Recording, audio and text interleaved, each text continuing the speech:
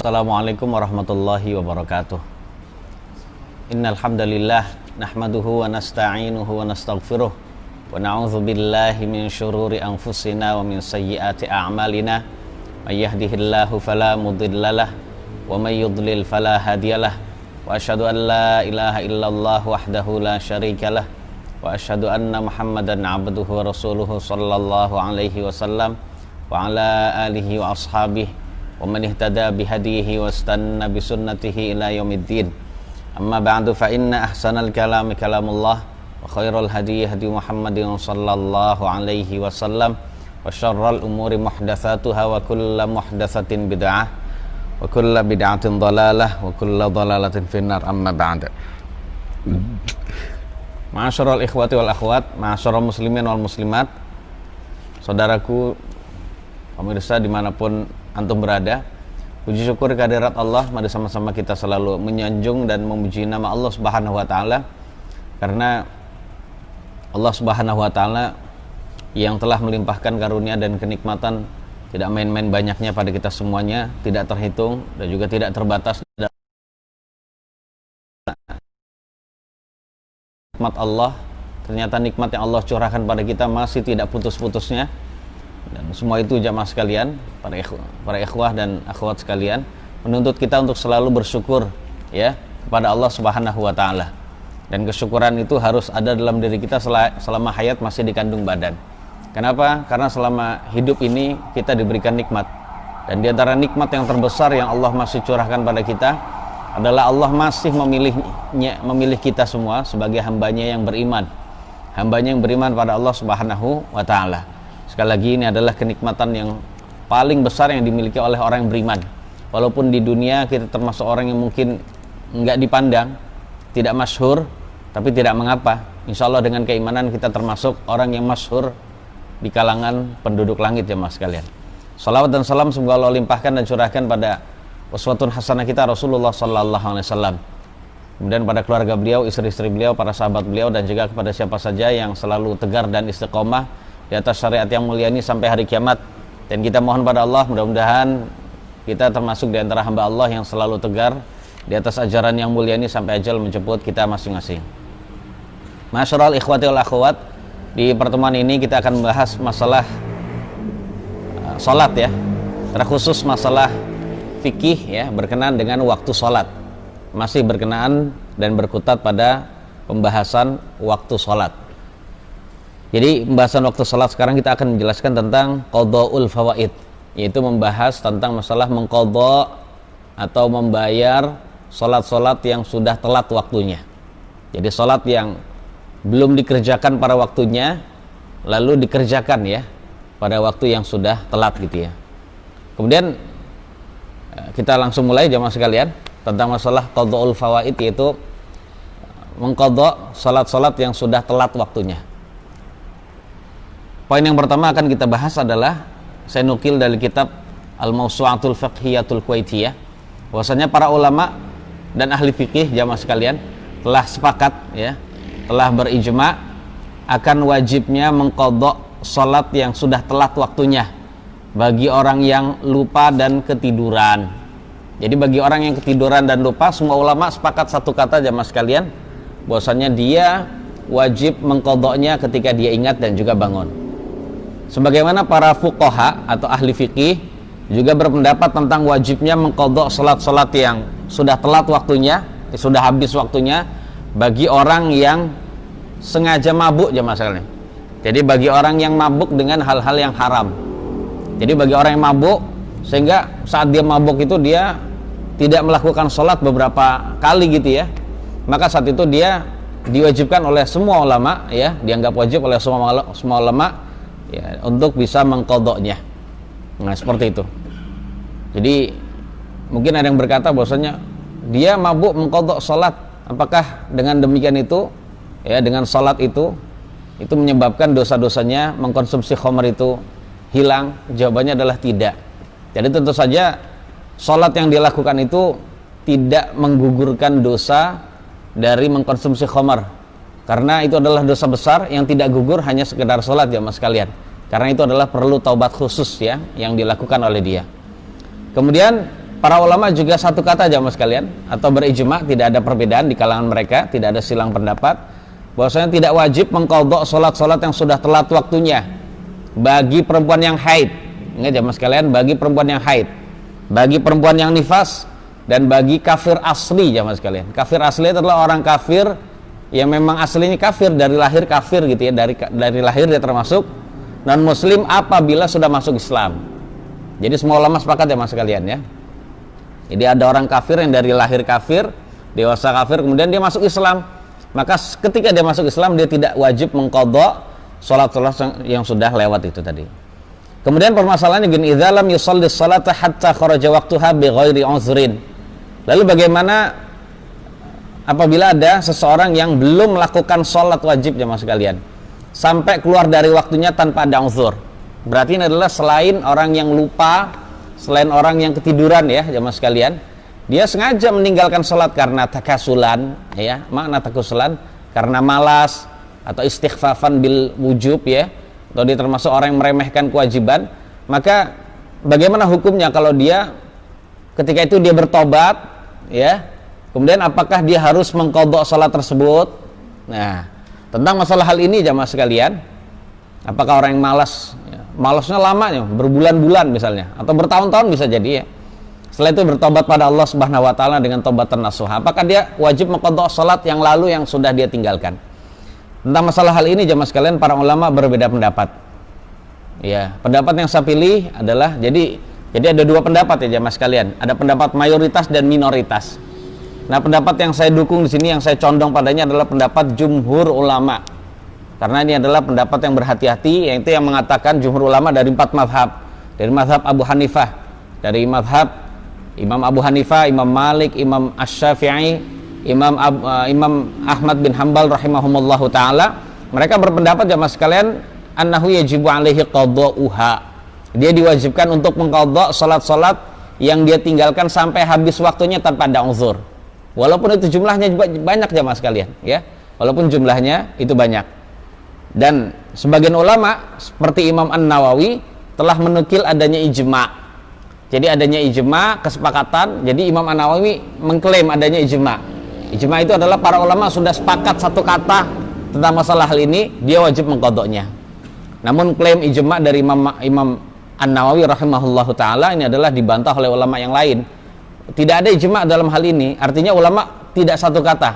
Jadi sebagian ulama, sebagian kecil ulama mengatakan tidak wajib. Tapi yang saya pilih jamaah sekalian, dalam hal ini ada pendapat yang hati-hati, pendapat mayoritas ulama. Jadi dia tetap mengqadhanya berdasarkan dalil-dalil berikut ini jamaah sekalian. Yaitu dalil yang menjelaskan tentang kewajiban mengqadha bagi orang yang lupa. Seperti sabda Nabi yang mulia sallallahu alaihi wasallam, beliau bersabda, "Man nasiya salatan, man nama an salatin aw nasiha falyusalliha idza dzakaraha." Ya. Barang siapa yang ketiduran sehingga tidak melakukan salat pada waktunya, atau dia lupa terhadap salat tersebut, ya, maka supaya dia membayar atau melakukan salat tersebut ketika telah mengingatnya. Kalau dalam riwayat yang lain, la kafarata laha illa dzalik. Enggak ada kafarah bagi orang, tidak ada kafarah bagi salat yang ditinggalkan karena ketiduran atau lupa tersebut, melainkan ya sudah dia qadha pada waktu dia ingat dan terbangun itu. Jadi tidak ada kafarah dia harus membayar dengan puasa misalnya, tidak ada kafarah dia harus membayar sedekah gitu, tidak ada jamaah sekalian, atau membayar makan sedekah, makan kepada orang miskin, tidak ada. Jadi kafarahnya dia sebagai penggugur dosanya adalah dia harus melaksanakannya saja. Nah jamaah sekalian, menurut mayoritas ulama, hadis yang seperti ini memberikan faedah bahwasannya ketika orang yang lupa saja dan juga ketiduran itu diwajibkan untuk mengqadha, maka apalagi bagi orang yang sengaja meninggalkannya. Perhatikan jamaah sekalian nih, ini yang disebut apa? Jadi mafhumnya ya Pak ya, jamaah sekalian ya. Jadi para ulama menjelaskan bahwasannya apa orang yang tidak sengaja saja, tidak sengaja meninggalkan sholat pada waktunya sampai habis waktunya itu adalah harus diqadha, harus mengqadhanya, apalagi orang yang sengaja. Nah itu maknanya jamaah sekalian. Itu pendapat yang pertama jamaah sekalian ya. Pendapat yang kedua, dan menurut mayoritas ulama perlu diingat bahwasannya Kenapa harus mengqadha'nya? Karena perintah untuk mengqadha' itu tidak memerlukan perintah yang baru. Jadi perintah untuk mengqadha' sholat yang dia tinggalkan itu menggunakan perintah untuk mengerjakan sholat. Selagi dia belum mengerjakan sholat, maka kewajibannya tetap ada di dalam tanggungan dia. Jadi tanggungan dia tetap tidak gugur selagi dia belum melaksanakannya. Ketika dia mati dalam keadaan belum melaksanakannya, maka tentu saja dia mati dalam keadaan meninggalkan hutang kepada Allah Subhanahu wa taala. Dan perlu diingat, hutang kepada Allah itu lebih berhak untuk diqadha, ya, lebih berhak untuk dibayar. Kemudian jamaah sekalian, dalil yang kedua adalah dalil berupa qiyas, yaitu qiyas, ya. Qiyas itu adalah analogi dari mayoritas ulama yang mengatakan bahwasannya qiyas atas kewajiban qadha bagi orang yang sengaja berbuka di siang hari bulan Ramadan dengan menjima istrinya. Jadi jamaah sekalian, menurut mayoritas ulama bahwasannya orang yang sengaja berhubungan suami istri di siang hari bulan Ramadan, dia adalah berdosa besar dan dia puasanya batal, kemudian wajib mengqadha'nya. Perhatikan, ya, wajib mengqadha'. Begitu juga bagi orang yang sengaja meninggalkan sholat sampai habis waktunya, dengan sengaja tanpa ada uzur. Jadi mayoritas ulama mengkiaskan jamaah sekalian, ya, mengkiaskan wajibnya mengqadha' bagi orang yang sengaja meninggalkan dengan wajibnya mengqadha' siam Ramadan bagi yang sengaja meninggalkannya. Jadi sama-sama wajibnya, antara puasa dengan sholat itu sama-sama wajibnya, dan itu sama-sama wajib yang ditinggalkan dengan sengaja oleh seseorang. Kemudian jamaah sekalian yang dirahmati oleh Allah Subhanahu wa taala, kemudian termasuk dalil, ya, yang dipakai oleh sebagian ulama yang mengatakan tentang mayoritas ulama, yang mengatakan tetapnya wajib untuk mengqadha' adalah sebab seandainya menunda sholat sampai habis waktunya dengan cara sengaja itu menggugurkan kewajiban sholat, artinya tidak diwajibkan untuk mengqadha'nya, gitu ya, maka tentu saja ini akan dijadikan sasaran untuk bermain-main dan juga melalaikan sholat. Seandainya ada orang yang sudah melalaikan sholat sebulan, gitu ya, kemudian dia bertobat, kemudian tidak diwajibkan mengqadha', ya ini akan dijadikan sebagai wasilah untuk bagi orang lain, gitu ya, yang lemah keimanannya dan juga yang sakit keimanan tentunya, untuk bermain-main meninggalkan sholat. Saya ntar aja lah sholatnya kalau saya sudah mendekati tua, gitu ya. Nah, baru saat itu saya tobat, saya sholat baru. Dan dia tidak berkewajiban untuk mengqadha'nya. Tentu saja jamaah sekalian, ini adalah bermain-main. Ya, seperti ini menurut ulama yang menganggap wajib. Dan menurut mayoritas ulama termasuk kesempurnaan tobat dia, ya, adalah dia wajib mengqadha' salat-salat yang telah ditinggalkannya tersebut yang berada di dalam tanggungannya. Jadi sama seperti hutang anak Adam, hutang sesama anak Adam jamaah sekalian, ya. Hutang sama anak Adam, seandainya ada orang yang berhutang kepada seseorang, kemudian dia mengingkari, enggak, saya enggak berhutang kok. Nah, enggak berhutang, akhirnya dia enggak bayar-bayar, gitu. Kemudian ketika dia bertobat kepada Allah, dia sadar akan kekeliruannya masa lalu, apakah saat itu dia tidak wajib mengqadha'? Jawabannya wajib. Nah, begitu juga sholat itu, ketika hutang sesama manusia juga dibayar, ya, maka saat itu hutangnya Allah itu lebih berhak untuk dibayar jamaah sekalian, ya. Karena Nabi alaihi salatu wasallam bersabda, fadainullahi ahaqqu bil wafa, ahaqqu ayyuqdah. Jadi hutang kepada Allah Subhanahu wa taala itu lebih berhak untuk ditunaikan, ya, seperti itu. Kemudian jamaah sekalian, Nabi kita sallallahu alaihi wasallam, ya, beliau juga ketika perang Khandaq jamaah sekalian, ketika perang Khandaq beliau terlalaikan dari sholat, ya, mulai dari zuhur, asar, gitu ya, kemudian maghrib jamaah sekalian, ya, itu dikarenakan beliau menyibukkan diri dengan jihad. Tersibukkan dengan jihad jamaah sekalian, jihad fisabilillah. Nah, orang yang tersibukkan dengan jihad saja itu wajib mengqadha', dan orang yang tidak tersibukkan dengan jihad itu lebih wajib lagi. Perhatikan jamaah sekalian, sebenarnya kalau mau digugurkan kewajibannya adalah orang yang tersibukkan dengan jihad, yang memikirkan kondisi Madinah yang saat itu khawatir terkepung seandainya orang-orang kafir berhasil masuk. Nah, seandainya yang boleh gugur dari sholat adalah mereka, ternyata kewajiban bagi mereka tetap tidak gugur. Nah, orang yang tidak disibukkan dengan jihad itu lebih wajib lagi untuk melaksanakan sholat. Nah, inilah jamaah sekalian pendapat yang saya pilih, ya, sebagai ya, orang biasa, dan saya lihat dalil-dalil, dan itu dalam rangka untuk berhati-hati kita memilih mayoritas ulama. Nah, kita tahu jamaah sekalian, kalau disebut mayoritas itu adalah, ya, kalau saya pribadi ini lebih selamat, karena mayoritas itu adalah mayoritas para ulama jamaah sekalian, apalagi ulama tersebut adalah mayoritas ulama dari 4 mazhab yang berpendapat satu kata seperti ini jamaah sekalian ya. Walaupun ada sebagian ulama, sebagian kecil dari ulama yang mengatakan bahwasannya orang yang sudah melalaikan sholat walaupun itu bertahun-tahun, ketika dia tobat, dia tidak wajib untuk mengqadha sholat-sholat yang lalu yang telah dia tinggalkan itu. Tidak ada kewajiban bagi dia, melainkan hanya bertobat dengan taubatan nasuha, dan juga dia harus perbanyak istighfar, kemudian mencari perbaikan amal yang telah kurang selama bertahun-tahun atau puluhan tahun bagi dia. Jadi dengan cara, ya, dia harus sholat di masjid. Perbaikan amalnya contohnya apa? Ya, dahulu nggak pernah sholat, sekarang dia sholat tepat waktu di masjid kalau dia laki-laki gitu ya. Kemudian setelah itu dia melaksanakan sholat-sholat sunnah. Nah, itu tadi seperti itu. Kemudian lewat amalan yang lain lagi seperti dia sedekah. Seperti itu jamaah sekalian.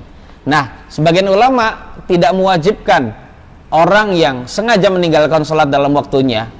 Nah, tidak mewajibkan orang yang sengaja meninggalkan sholat sampai habis waktunya untuk mengqadhanya. Jamaah sekalian, tidak wajib mengqadhanya bagi mereka. Itu bukan berarti keringanan menurut sebagian ulama. Mungkin ada yang berkata begini, nggak disuruh mengqadha berarti enak dong, ringan dong. Maka dijawab oleh sebagian ulama ini jamaah sekalian bahwasanya, oh, itu bukan keringanan, justru itu udah hukuman bagi dia. Hukuman jamaah sekalian. Sebab apa? Ketika dia mengqadha sholat, satu sholat itu diqadha selama sebanyak 1000 sholat, itu tetap tidak diterima bagi dia. Ini adalah hukuman bagi dia. Jadi intinya jamaah sekalian, menurut sebagian ulama, sholat yang diqadha, ya, sholat yang lalu yang diqadha itu, yang mengqadha sholat itu hukumnya tidak sah, karena itu adalah melakukan sholat tidak pada waktunya. Jadi kewajiban yang sudah terbatas dengan waktu, maka saat itu ya sudah gugur, ya, sudah habis waktunya, tidak ada lagi waktu untuk bisa mengqadhanya. Nah, jadi kewajiban dia hanya satu, yaitu taubat dengan taubatan nasuha saja, dengan jujur. Nah, ketika dia sudah jujur, maka dosanya yang lalu sudahlah gugur. Wallahu a'lam bissawab. Jadi seperti itu jamaah sekalian yang dirahmati oleh Allah Subhanahu wa taala. Ini adalah perincian ya tentang masalah mengqadha dari salat yang telah lalu, khususnya bagi orang yang sengaja meninggalkannya. Kemudian jamaah sekalian, tentang masalah qadha'us shalawatil faitah, itu tentang masalah mengqadha salat-salat yang ketinggalan. Ini terkhusus bagi orang yang lupa jamaah sekalian, yang lupa dan juga ketiduran ya. Di sini ada poin tentang hal ini, hal yajibu qadha'ul faitati 'alal faur. Jadi bagi orang yang lupa sholat dalam waktunya sehingga habis waktunya, atau ketiduran ya, ketika dia bangun atau dia ingat, apakah dia wajib untuk mengqadha sholat tersebut dengan segera? Nah, ini permasalahan yang para ulama juga memperbincangkan ya jamaah sekalian.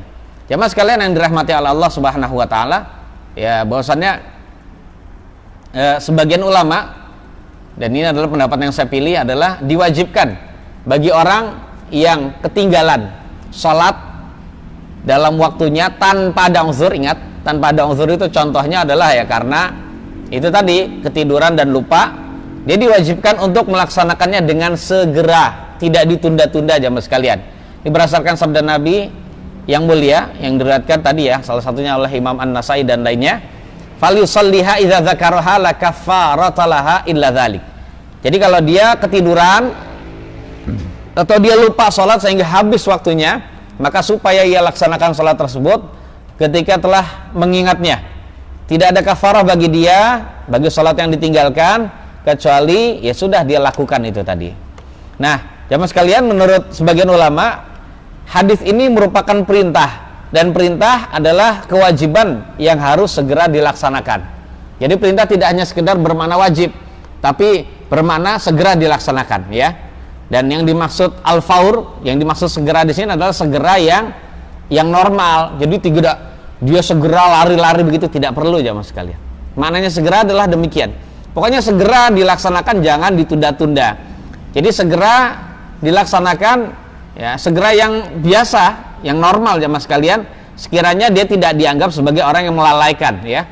Dan yang mengatakan tentang wajibnya segera ini adalah mazhab Maliki dan juga Hambali jamaah sekalian ya.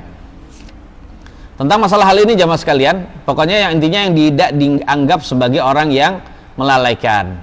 Oleh karena itu, seandainya ada seseorang yang bangun, dia ingat bahwasanya dia belum melaksanakan sholat wajib, ya contohnya dia bangun subuh kesiangan, bangun di waktu duha, belum sholat subuh, maka jamaah sekalian dia tidak boleh tidur lagi. Dia tidak boleh tidur lagi, ya. Dia tidak boleh mengulangi tidur. Akan tetapi dia wajib untuk melaksanakan karena itu adalah waktunya. Karena itu adalah waktunya. Ya, jadi harus segera laksanakan. Maknanya segera gimana? Ya artinya dia ya bolehlah bangun tidur, dia minum dulu. Waktunya junub ya dia junub, pengen mandi silakan mandi, habis itu wudhu. Gitu ya jamaah sekalian. Habis itu boleh dia melaksanakan sholat sunnah qabliyah subuh dulu. Sebelum sholat di waktu walaupun subuhnya telah jamaah sekalian, boleh melaksanakan sholat sunnah subuh dulu gitu ya, sholat sunnah sebelum subuh dulu, habis itu sholat subuh ya, maka saat itu ini tetap dikatakan sebagai segera ya, seperti itu. Namun mazhab Asy-Syafi'i yang di negeri kita jamaah sekalian menyegerakan untuk mengqadha hukumnya sunnah dan anjuran gitu ya, jadi sunnah dan anjuran. Terlebih lagi bagi orang yang dalam keadaan uzur ya. Orang yang dalam keadaan uzur tidak harus untuk disegerakan mengqadhanya, dia boleh nunda-nunda. Nah, menurut mazhab Asy-Syafi'i begini jamaah sekalian. Menurut mazhab Asy-Syafi'i, ketika seseorang baru ingat bahwasanya dia lupa melaksanakan sholat saat dia bekerja jamaah sekalian, maka dia boleh menundanya nanti gitu ya. Nanti sampai karena kalau pekerjaannya ditunda jamaah sekalian, ini mungkin dia akan mengalami keadaan rugi gitu ya, mungkin dia akan dimarahi, bosnya akan dimarahi ya, atau dia akan apa gitu ya, akan dirugikan dalam masalah dunia. Dalam keadaan begitu seperti itu jamaah sekalian, menurut mazhab Asy-Syafi'i yang dalam keadaan demikian itu dia boleh menundanya ya, seperti itu keadaannya. Nah, mazhab Asy-Syafi'i mengatakan demikian itu juga bukan berarti tanpa dalil ya mas sekalian. Ulama berpendapat begini dan begitu bukan berarti tanpa dalil, tapi mereka juga berdalil. Tapi pendapat yang saya pilih di sini adalah pendapat yang harus segera aja mas, jangan ditunda-tunda. Kalau memang bisa segera. Tapi kalau memang tidak bisa sama sekali disegerakan ya tidak mengapa insya Allah ditunda. Jadi itu seperti itu. Kemudian jamaah sekalian, poin berikutnya masalah qadha'ul fawaid, yaitu mengqadha salat-salat yang kehabisan waktu, yang sudah keluar dari waktunya. Itu at-tartibu fi qadha'il fawaid, yaitu melaksanakan dengan berurutan dalam mengqadha salat-salat yang sudah habis waktunya. Bagaimana hukumnya at-tartib itu jamaah sekalian? Bagaimana hukumnya melaksanakan salat-salat yang ketinggalan secara berurutan? Ya, apakah harus gitu ya? Contohnya gini. Kita baru ingat di waktu maghrib ini salat zuhur dan asar yang belum dilakukan, atau salah satu salat lah. Ya, seperti itu. Contohnya asar gitu. Ya Allah, saya tadi belum sholat asar, bangun tidur siang, dia langsung santai saja. Mungkin makan, mandi, habis itu berangkat ke masjid. Ya, seperti itu. Baru dia saat itu dia ingat ketika itu. Gimana hukumnya? Apakah harus melaksanakan sholat asar dulu atau dia melaksanakan sholat maghrib?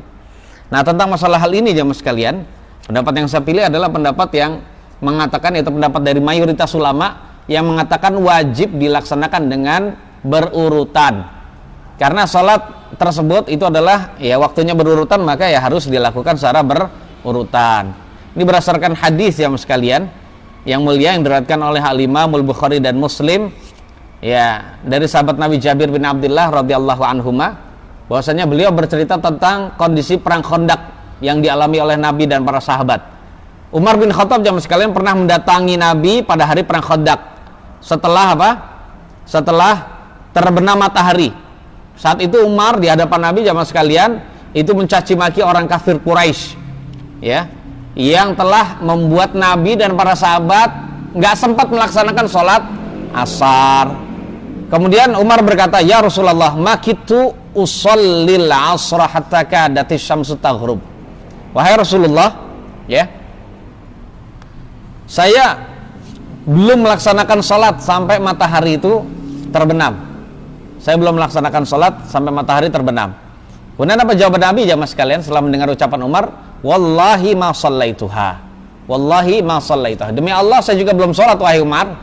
Namanya kamu doang belum sholat asar, saya pun belum. Lalu setelah seperti itu jamaah sekalian, Nabi berwudu dan kami pun berwudu. Kemudian Nabi sholat asar setelah terbenam matahari. Perhatikan jamaah sekalian. Walaupun setelah terbenam matahari itu adalah waktu maghrib, Nabi nggak melakukan sholat maghrib dulu, tapi Nabi melakukan sholat asar, kemudian Nabi sholat maghrib. Ini hadis sahih riwayat Imam Al-Bukhari dan Muslim. Dari sahabat Nabi yang lain jamaah sekalian, hadis yang mulia lainnya dari sahabat Nabi yang lain yaitu Abu Sa'id Al-Khudri radhiyallahu anhu. Beliau berkata bahwasanya hubisna yaumal khandaq anis shalah. Ketika perang Khandaq kami tertahan nggak bisa melaksanakan sholat, ya, sehingga ketika ya matahari sudah terbenam, hampir terbenam maksudnya, maka kami mendapatkan kemenangan dari Allah. Jadi saya ulang, sehingga ketika habis terbenam jamaah sekalian, atau di waktu malam itu baru kami dimenangkan oleh Allah. Jadi orang beriman jamaah sekalian itu saat itu ya dikepung Madinah itu. Tapi orang-orang kafir itu tidak bisa masuk ke Madinah dikarenakan itu tadi adanya Khandaq, itu parit besar. Sekiranya kuda itu kalau loncat itu tidak bisa, dan juga orang itu kalau turun ya bisa naik. Cuman saat itu orang beriman itu sambil memantau orang-orang kafir itu, jangan sampai mereka turun habis itu naik ke Madinah itu ya. Maka saat itu dipantau dengan dipanah itu. Jadi tegang itu jamaah sekalian. Ketegangan itu membuat orang beriman itu sampai lupa sholat dan nggak sempat sholat. Dan akhirnya ketika di waktu maghrib atau di waktu malam jamaah sekalian, awal malam ya, saat itu orang-orang beriman, Nabi dan orang beriman saat itu mendapatkan pertolongan dari Allah Subhanahu wa taala. Ya, yaitu ditolong dengan apa? Ditolong dengan adanya malaikat yang diutus oleh Allah dan juga angin. Ya, seperti itu, diutus angin. Justru mereka dengan angin yang kencang dan juga terutusnya malaikat itu membuat mereka kocar-kacir pulang ke rumah dan juga ke kampung mereka masing-masing tanpa membawa kemenangan. Dan alhamdulillah orang beriman pun ya mendapatkan kemenangan tanpa adanya berkecamuk perang di antara mereka, tapi hanya ketegangan yang ada itu saja.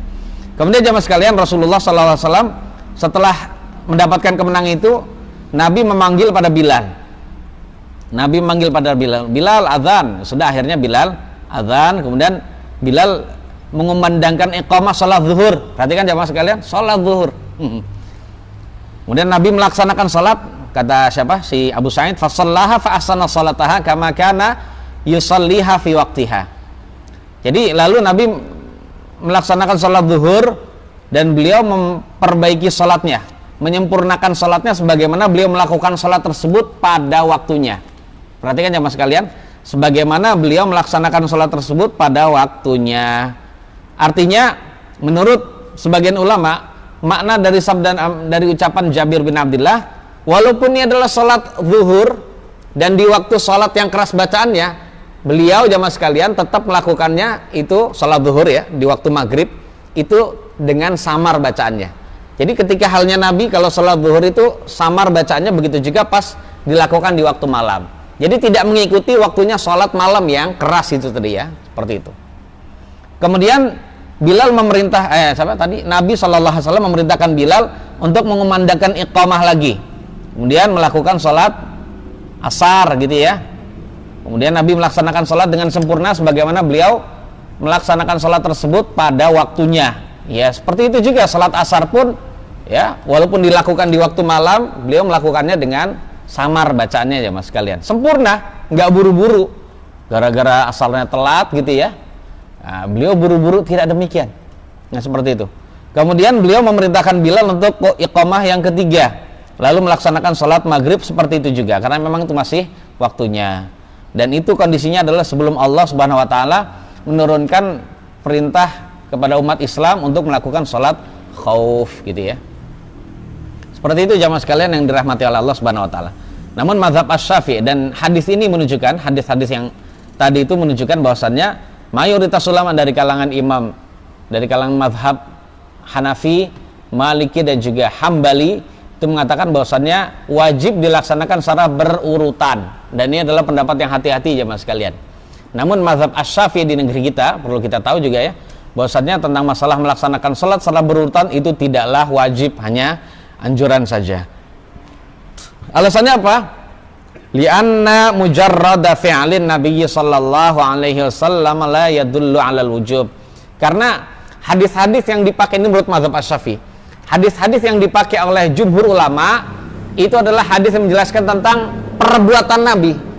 Nah, menurut mazhab Asy-Syafi'i, sekedar perbuatan Nabi itu tidak langsung menunjukkan kewajiban, tapi hanya anjuran saja, hanya anjuran saja. Wallahu a'lam bishawab. Yang lebih hati-hati adalah tentu saja kita laksanakan dengan berurutan. Kemudian yang berikutnya jamaah sekalian, yaitu tentang masalah ma yasqutu bihi tartibu, hal-hal yang dapat menggugurkan pelaksanaan sholat tersebut dengan cara berurutan. Jadi intinya kita sudah tahu bahwasannya kewajiban sholat yang telat itu wajib dilaksanakan secara berurutan. Namun ternyata ada kondisi-kondisi di mana kewajiban untuk berurutan itu gugur jamaah sekalian. Kapan itu? Yang pertama adalah dhiqu waqtis salatil hadirah. Jadi sempitnya waktu sholat yang saat ini ada, sempitnya gitu ya.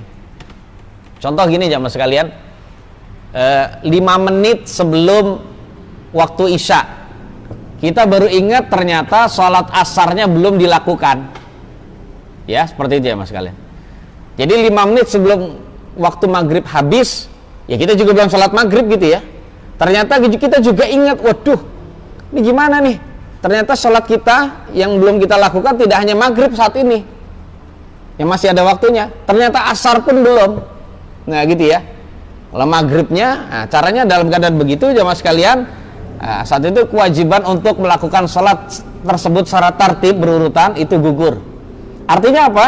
Kita tetap mendahulukan sholat yang ada saat itu, sholat yang masih ada waktunya, yaitu sholat maghrib, karena waktu maghrib sudah mau habis ya, karena waktu maghrib sudah mau habis, sehingga diutamakan sholat hadirah namanya, sholat yang waktunya ada saat itu, masih ada. Kemudian setelah itu barulah melakukan sholat faitah. Sholat faitah adalah sholat yang sudah telat waktunya. Jadi seperti itu. Kemudian jamaah sekalian, itu yang pertama, kalau waktunya sholat hadirah atau sholat yang masih ada waktunya itu sempit, maka saat itu ya gugur. Tapi kalau berarti menunjukkan kalau waktunya masih luas gitu ya, misalnya 6:30 waktu maghrib masih banyak, ya lakukan dulu sholat asar, baru saat itu sholat maghrib. Kemudian yang berikutnya jamaah sekalian, kapan gugur lagi? Yang kedua adalah fawatul jamaati, yaitu gugur telatnya sholat berjamaah, ya seperti itu. Jadi siapa saja yang belum melaksanakan sholat zuhur misalnya, ini contoh ya, dia lupa atau ketiduran belum melaksanakan sholat zuhur, kemudian dia khawatir kalau dia qadha zuhur dulu, jamaah sholat asarnya itu telat. Contohnya gini, ada seseorang tidur siang kecapean banget gitu, kecapean banget, pas lagi azan zuhur dia tidak bangun, jam 1, 2, 3, dan yang membangunkan dia tidur siang itu adalah azan asar. Ya sudah, dia bangun segera wudhu dan sebagainya, siwakan wudhu, ke masjid. Aduh gimana nih, sisa waktunya tinggal 2 menit menjelang iqamah, dan dia khawatir sholat berjamaahnya telat. Maka dalam keadaan demikian jamaah sekalian, ya sebenarnya itu ada 2 pilihan. Ada 2 pilihan ketika itu. Pilihan yang pertama adalah ya sudah, dia melaksanakan sholat asar bersama jamaah saat itu dengan niat sholat asar juga dia. Jadi boleh seperti itu ya. Dan ini pilihan yang dianggap tepat oleh sebagian ulama itu tadi ya. Jadi sekali lagi dia sudah ikut sholat asar bersama dengan jamaah. Niat dia juga sholat asar sama. Ya seperti itu. Itu yang pertama. Dan ini adalah yang terbaik jamaah sekalian. Atau boleh juga kalau dia mau, ya ketika jamaah sholat asar, dia niatnya sholat zuhur.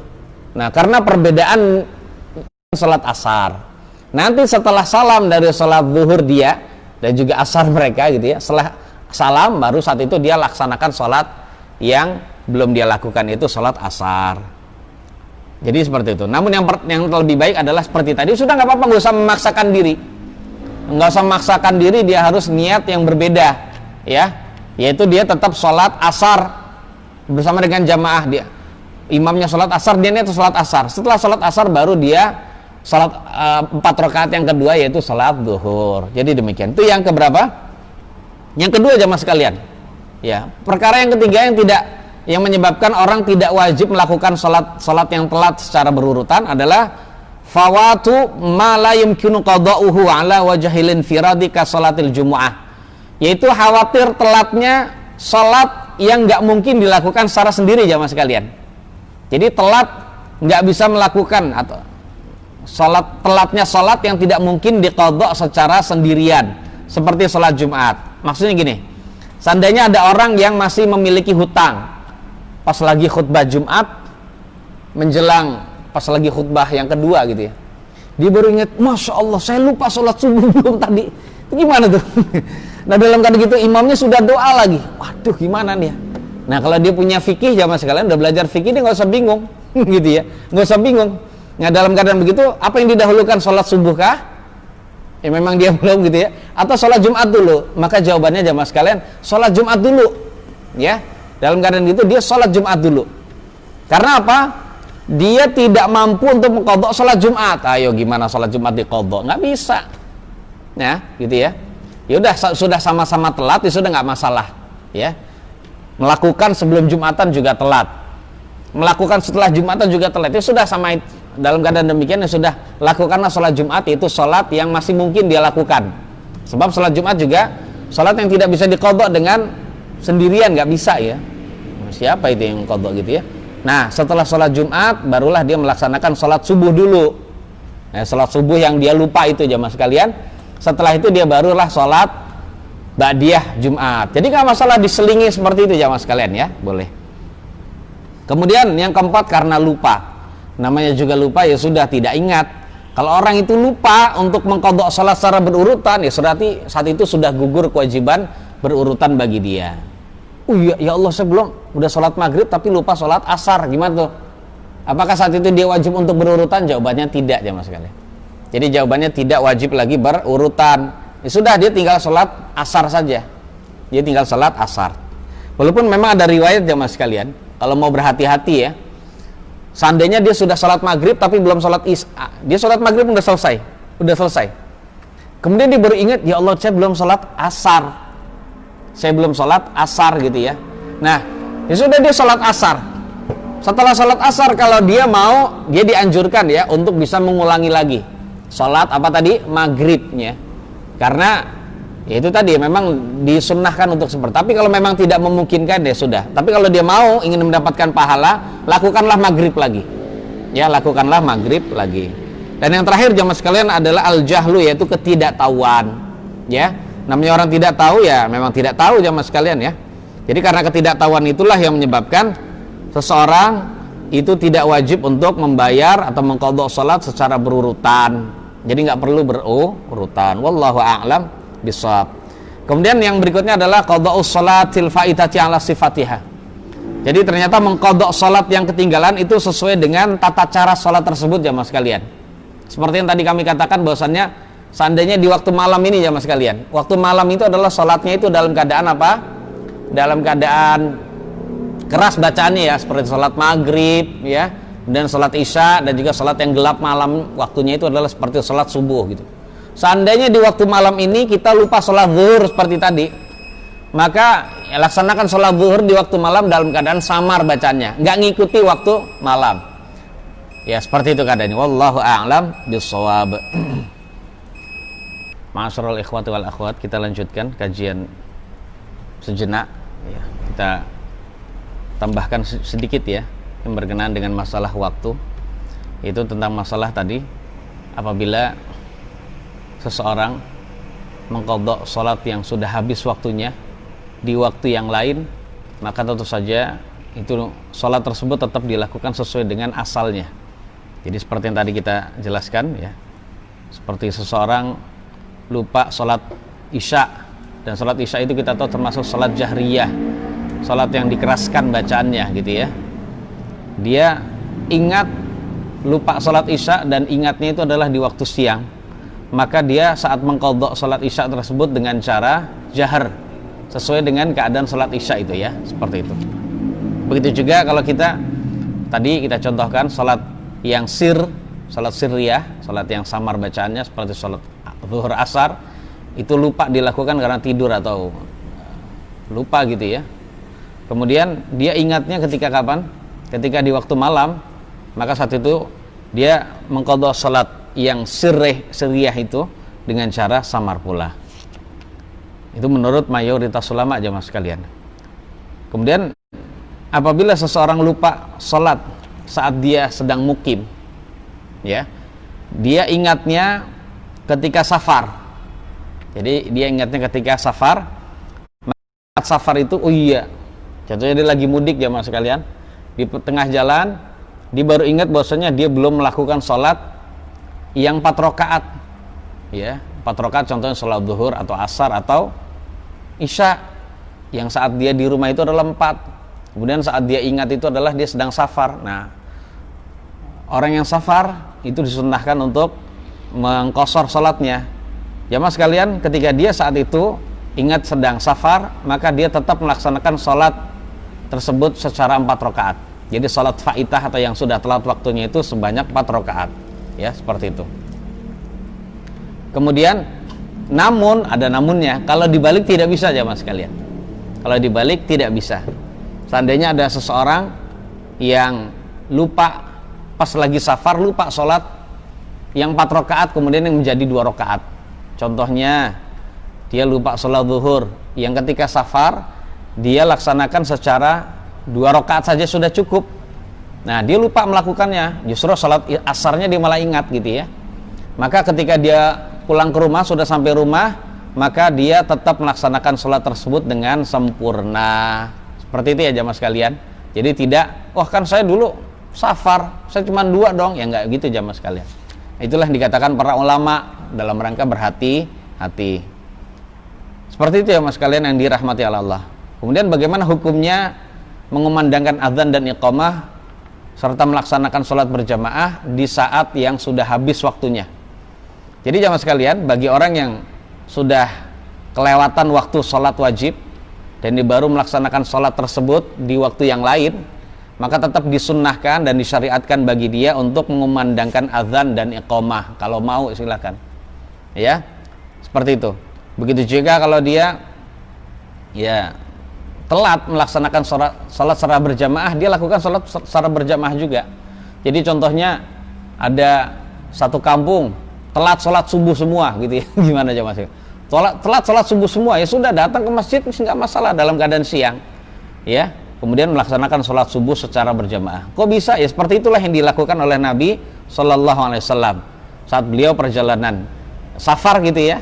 Beliau bertempat di suatu tempat ketika di waktu malam istirahat gitu ya.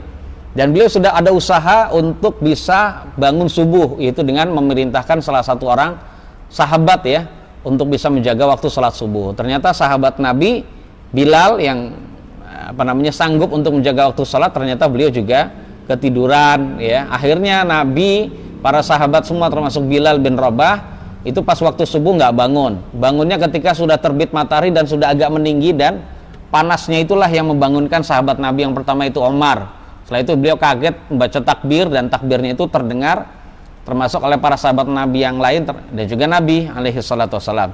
Dan akhirnya mereka melaksanakan sholat tersebut secara berjamaah. Jadi demikian. Dan Nabi saat itu tetap memerintahkan pada Bilal untuk mengumandangkan azan, ya. Habis itu mengumandangkan iqamah. Sebelum iqamah jamaah sekalian, Nabi dan para sahabat tetap melaksanakan sholat sunnah fajar, yaitu sholat sunnah qobliyah subuh. Habis itu kumandang iqamah dan juga itu. Nah, seperti hadis yang sahih yang diriwayatkan oleh Al-Imam Al-Bukhari, Abu Daud dan An-Nasai. Seperti itulah jamaah sekalian yang dirahmati oleh Allah Subhanahu wa taala.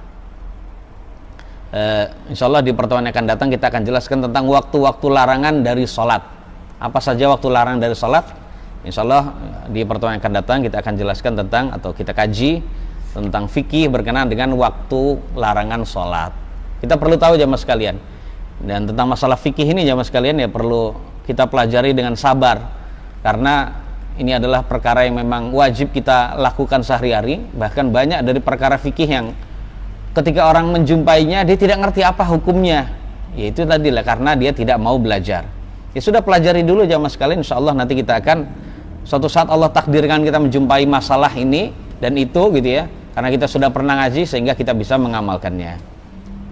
Dan masih mending kalau dia tidak mengerti tentang sesuatu yang sunnah bagi dia, ya seperti itu, atau tentang perkara yang boleh A boleh B, yang mayoritas ulama berpendapat A, dia berpendapat B, itu masih mending jamaah sekalian. Dan yang parah itu apabila seseorang tidak melaksanakan hal yang memang wajib bagi dia. Jadi jamaah sekalian, ya, apalagi seperti wajib aini atau fardhu ain gitu ya, ini adalah perkara yang fatal gitu. Makanya mempelajari ilmu agama Allah Subhanahu wa taala adalah perkara yang wajib ya, apabila hukum itu adalah memang wajib diamalkan. Wallahu a'lam bishawab. Barangkali di antara para ikhwah ada yang mau bertanya. Silakan. Tafadhol Ustaz. Waalaikumsalam warahmatullahi wabarakatuh.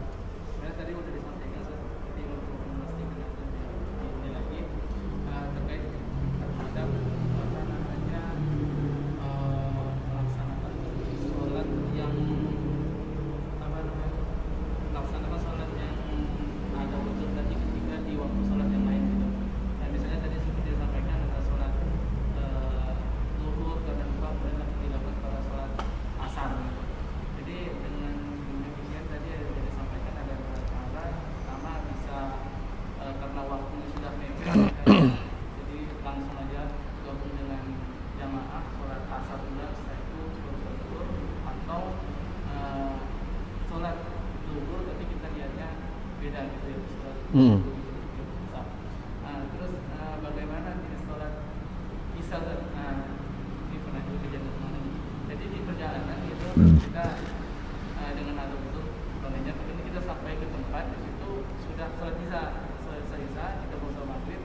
Nah di sini bagaimana kita kita sholat isya dulu, yang tadi kemudian saya terus sholat maghrib atau niat sholat maghrib.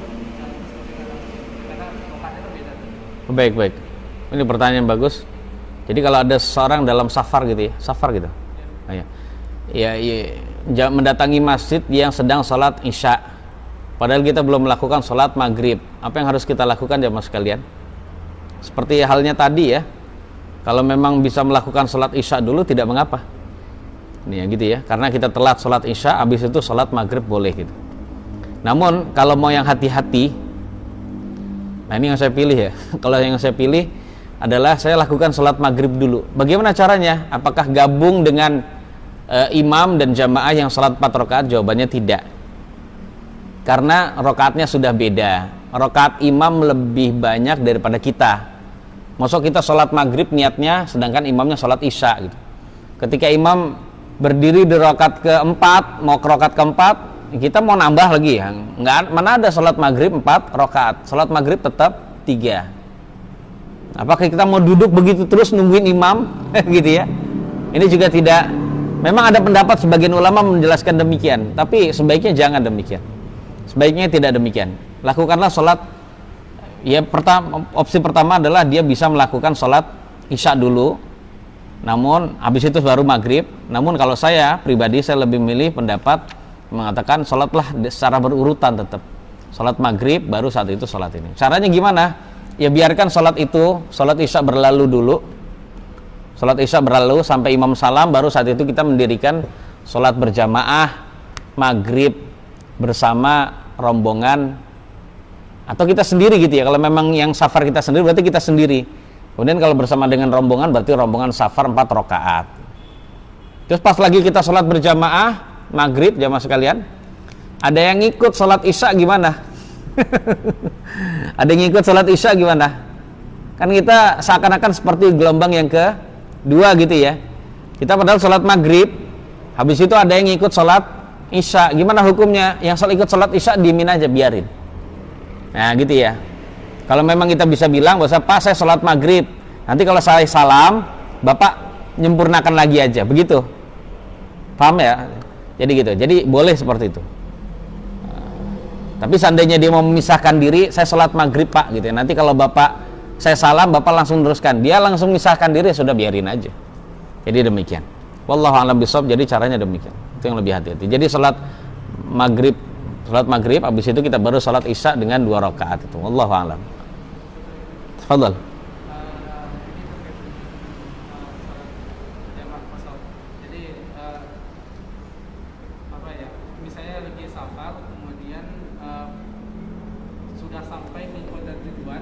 tapi misalnya ada dari Aceh ke Jakarta, tapi belum saya tinggalnya di Pondok Gede Bangkuli. Nah, Misalnya ada tinggal di Pondok Gede, ada dari Aceh ke Jakarta, terus sampai ke Jakarta baru di Pondok Gede.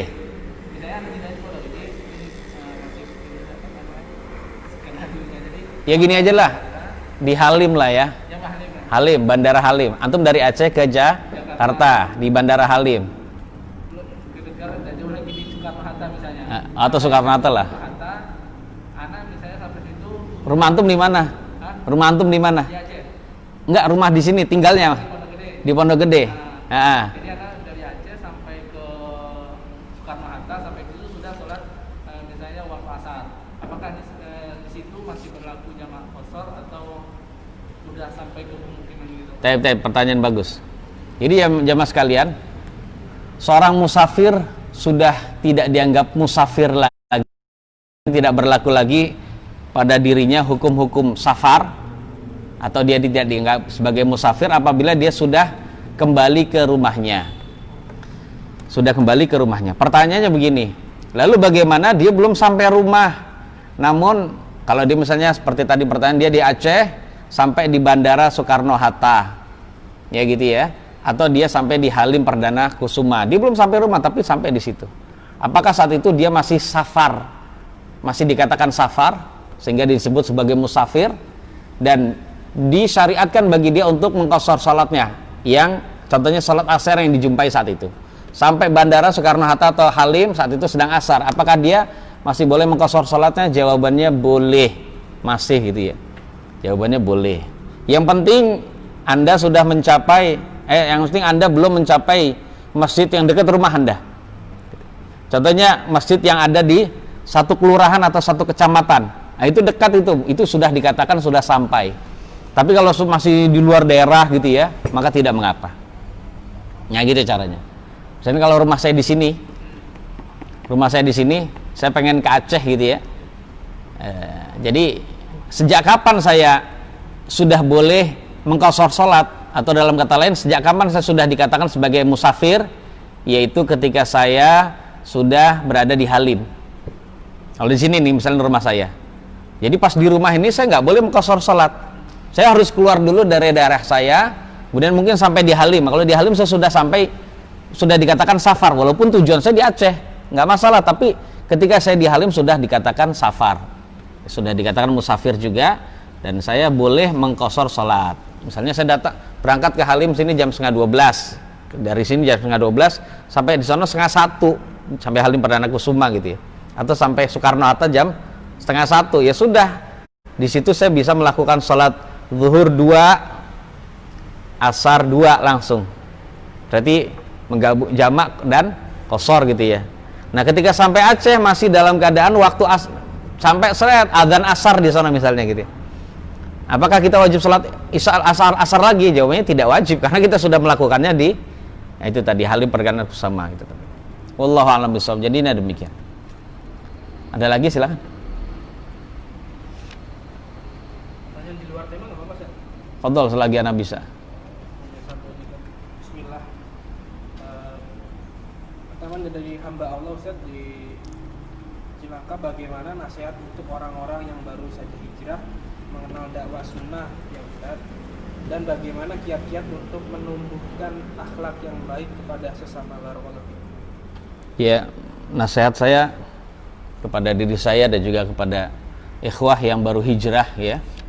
Baru hijrah contohnya dahulu pernah berbuat maksiat kepada Allah, kemudian hijrah, atau dari dulunya dari mungkin aliran-aliran yang sesat gitu misalnya, kemudian hijrah menuju aliran yang ahlus sunnah wal jamaah. Bagaimana caranya? Ya sudah, caranya adalah setelah dia berhijrah, dia harus bersyukur kepada Allah, sebab yang membuat dia bisa hijrah, membuat dia mudah untuk bisa hijrah, meninggalkan segala hal yang buruk di masa yang lalu, itu adalah Allah Subhanahu wa taala. Syukurilah itu tadi ya.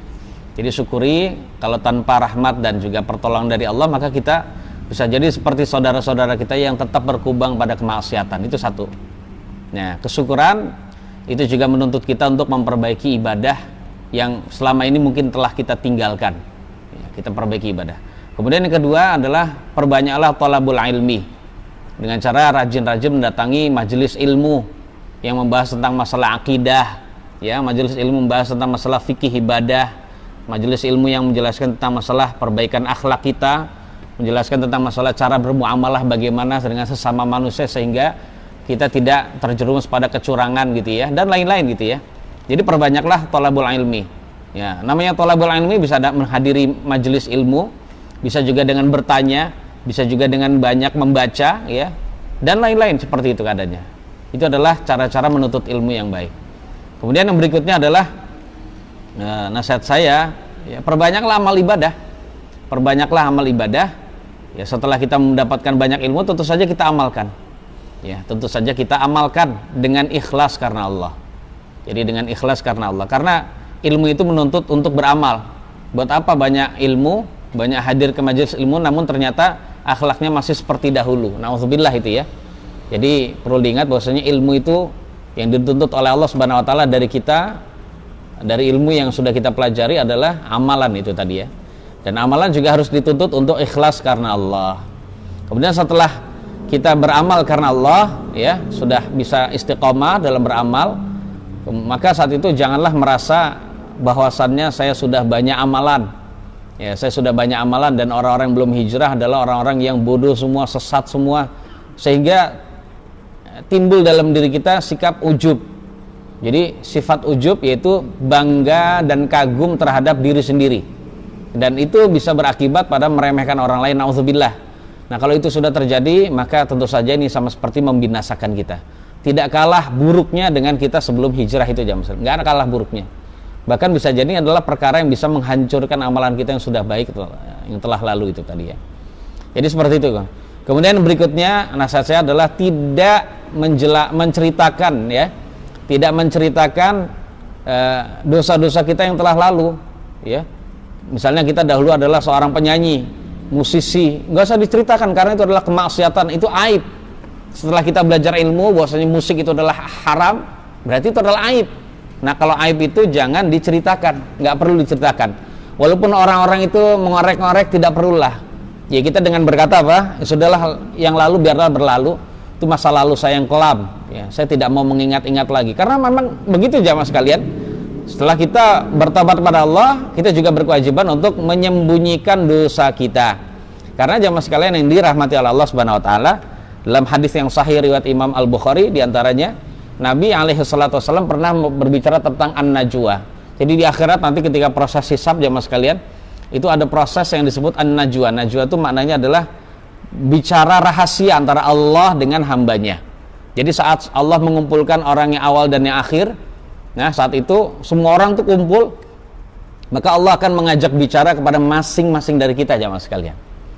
Jadi semua orang itu akan berbicara dengan Allah Subhanahu wa taala. Ma minkum min ahadin illa sayukallimuhu rabbuhu wa laysa bainahu wa bainahu tarjuman. Jadi tidak ada seorang pun dari kalian, kata Nabi alaihi salatu wasallam, melainkan dia akan diajak bicara oleh Rabb-nya. Akan diajak bicara oleh Allah Subhanahu wa taala, ya. Dalam keadaan tidak ada juru bahasa antara dia dengan Allah. Jadi langsung bicara. Nah, kalau Allah Subhanahu wa taala berbicara dengan orang yang beriman ya, orang yang beriman yang saleh, maka ketika Allah berbicara dengan mereka itu Allah memasang tutup antara dia dengan makhluk yang lain.